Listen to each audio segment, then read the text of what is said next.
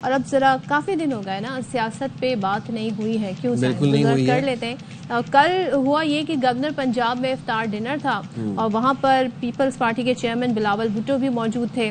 انہوں نے وزیر اعظم سے سیاسی جماعتوں کا اجلاس بلانے کا مطالبہ کر دیا ہے۔ بلاول کہتے ہیں کہ سیاست میں بہت زیادہ تقسیم یعنی کہ ڈویژن آ گیا ہے، بہت زیادہ ڈیوائیڈ ہو گئی ہے، قومی ایشوز پر اتفاق رائے پیدا کرنا اب مشکل ہو گیا ہے۔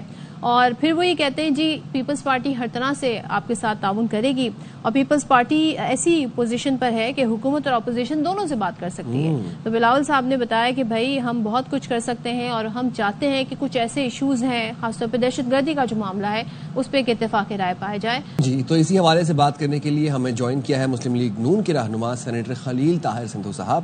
بہت شکریہ خلیل طاہر صاحب، آپ نے ہمارے پروگرام کے لیے وقت نکالا۔ سر، بلاول بھٹو زرداری کہتے ہیں کہ قومی ایشوز پر اتفاق رائے پیدا کرنا بہت مشکل ہو گیا ہے اور انہوں نے وزیر اعظم سے تمام سیاسی جماعتوں کا اجلاس بلانے کا بھی مطالبہ کیا ہے۔ اس بارے میں آپ کیا کہتے ہیں، کیسے دیکھتے ہیں اس سب کو آپ؟ دیکھیے سائم خان صاحب اور صدف، ایک تو thank you very much to invite me at air Y. یہ بڑی اچھی بات کی ہے انہوں نے، ہم نے تو پہلے بھی اس پہ آپ کو پتا ہے سیکورٹی کونسل کی میٹنگ بلائی تھی، لیکن ہم پھر اب بھی دوبارہ چاہتے ہیں کہ جو بلاول بھٹو زرداری صاحب نے کہا یہ rightly said at right time for the right purpose, اور یہ ہونا چاہیے، لیکن اس میں صرف ایجنڈا صرف ایک ہی ہو جس میں کامنلٹی ہو سب کی، کہ ملکی دفاع اور ملک کے لوگ جو ہیں، عام آدمی جو ہے اس کا جسم اور روح کا رشتہ برقرار رکھنا مشکل ہو گیا ہے۔ تو جب تک ہم ان کو جس کے لیے ہم آئے ہیں ان کے لیے ہم کچھ نہیں کرتے، اور خاص طور پہ بلوچستان میں آپ دیکھیں کہ لوگوں کی شناخت کر کے مارا جاتا ہے۔ پرسوں 4 لاشیں آئی ہیں صادقہ آباد میں، اس سے پہلے بھی پنجاب کے لوگوں کو بھی مارا، یہ کیا، لیکن ہم اس کو لسانی ہوا نہیں دینا چاہتے کسی صورت میں بھی۔ میں نے سینٹ میں بھی یہی سپیچ کی تھی۔ تو اب بھی ہم چاہتے ہیں کہ ہماری جو بانی پی ٹی آئی کے لوگ ہیں اور خاص طور پہ بانی، وہ اس کو ذاتی مسئلہ نہ بنائیں۔ یہ پیرول، یہ باقی چیزیں یہ بعد میں آتی رہیں گی۔ یہ ملک ہے تو سب کچھ ہے، اگر یہ ملک نہیں تو پھر کچھ بھی نہیں ہے۔ تو یہی ہماری ترجیح بھی ہے۔ اگر ایسا ہوتا ہے دوبارہ بھی سلامتی کونسل کا اجلاس بلایا جاتا ہے تو اگر بلاول صاحب ان کی گارنٹی دیتے ہیں تو یہ بہت بڑی اچھی بات ہے۔ اجلاس کس نے بلانا ہے؟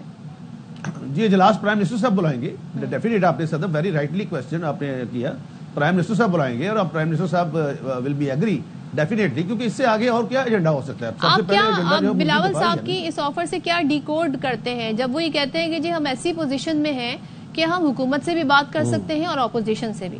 اب سب کو پتا ہے اپوزیشن میں کون سی جماعت ہے، تو آپ کیا سمجھتے ہیں کہ وہ کیا آپ کو پیغام دے رہے ہیں؟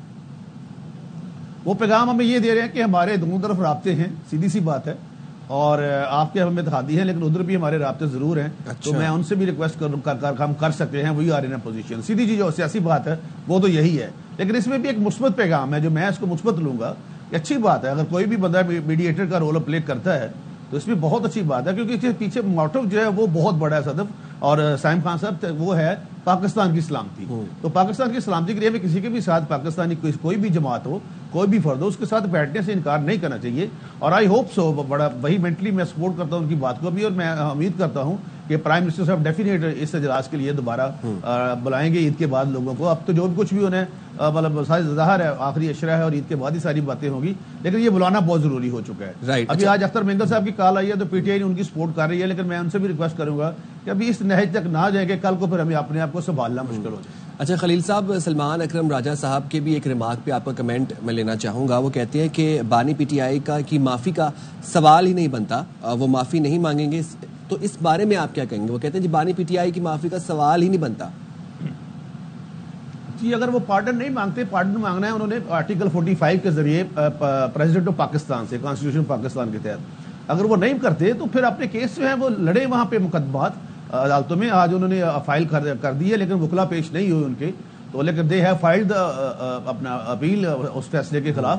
تو ابھی دیکھتے ہیں کیونکہ سزا زیادہ ہے اور یہ پروہیبٹری کلاس جس کو ہم کہتے ہیں لا کی زبان میں پروفیشنل لائر ہوں خود بھی ایز اے سینیٹر بھی، اور یہ دیکھتے ہیں کہ ہم کتنی دیر میں وہ سزا سسپینڈ ہوتی ہے یا نہیں ہوتی۔ Now the matter is pending and sub judice in the court, لیکن آج وہ پیش نہیں ہوئی، انہوں نے کہا جی عید کے بعد کی کوئی تاریخ رکھی۔